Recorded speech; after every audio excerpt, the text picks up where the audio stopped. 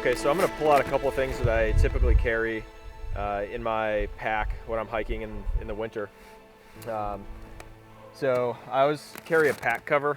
These are pretty inexpensive, but if it starts raining or sleeting or snowing, it's good to keep everything dry inside. I always carry some kind of knife. This is a handmade knife by a company called Lucas Forge.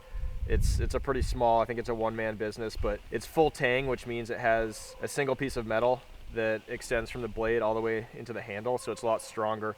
It also does not have any serration on it. Serration's good for cutting rope, sawing wood, but really you're cutting down on the working surface of the knife, and it's hard to sharpen. So I prefer to not have serration in my knife.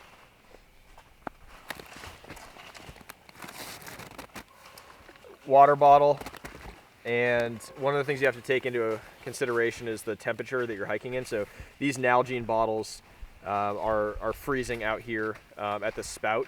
So some of the more flexible water containers can be better, and if they start to freeze, you can just put those inside your jacket to use your body heat to warm up that water. This is a thermal bivy, or you can kind of think of it as like an outer sleeping bag, but it's made by Sol. It's very light. It weighs like a couple ounces. It's got a zipper on it, and it's got a reflective material on the inside. So I carry this just in case. If you are lost or isolated and you're starting to lose warmth, you can use a bivy cover like that, and they're not too expensive. I always carry a canteen cup. These are metal. My Nalgene actually fits in it, and it's essential for boiling water. I carry some nylon webbing, and this is pretty strong and just has a multitude of uses. But if you need to make a harness for something, drag something, or lower yourself down somewhere, it's pretty useful. I usually carry a jet boil with some fuel.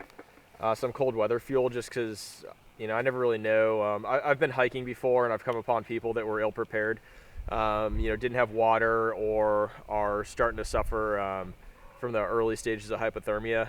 So it's good to have some way to boil some water quickly to warm somebody up. Camp spoon, freeze-dried meals. I also carry some energy chews and a protein bar, just to have a couple layers of food when I'm moving. And then Drip Drop is a electrolyte powder that I've used before that I really like.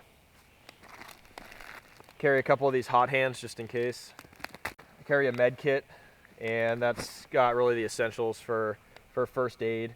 Extra pair of socks just in case feet get wet. Some parachute cord, same reason I carry that nylon webbing. And then I've got a little survival pocket right here. Edgar actually made this pouch, but it's got a thermometer. It's one of those things you don't normally think of, but when you're outside and you're like, man, how cold is it? Is it 32? Is my water going to start freezing, or is it 10 degrees? I really need to start worrying now. A whistle. Inside I have an emergency thermal blanket, Mylar blanket, signal mirror, a lighter, and then I always carry one of these magnesium bars just in case, because lighters can fail. And then today we're going to be building some snow shelters, so I've got an axe.